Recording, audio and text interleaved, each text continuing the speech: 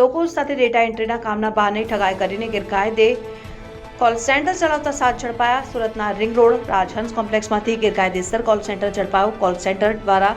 Work from હોમના કોન્સેપ્ટના આધારે સામાન્ય નાગરિકોને ટેલિફોનિક સંપર્ક સાધીને રૂપિયા કમાવાની લાલચ આપીને એગ્રીમેન્ટ કરાવતા હતા અને તેમના વિરુદ્ધમાં ખોટી રીતે કેસ કરવાનો ભય બતાવીને માતબર રકમ બેંકમાં ઓનલાઈન ટ્રાન્ઝેક્શન કરાવી બળજબરીથી રૂપિયા કઢાવી લેતી ગેંગનો પર્દાફાશ કરીને ગેરકાયદેસર કોલ સેન્ટર ઝડપી પાડ્યું છે, જેમાં કોમ્પ્યુટર ડેસ્કટોપ 7, મોબાઈલ ફોન 15 અને ઇલેક્ટ્રોનિક સાધન સામગ્રીઓ મળીને 3.39 લાખની મત્તા કબજે કરવામાં આવી।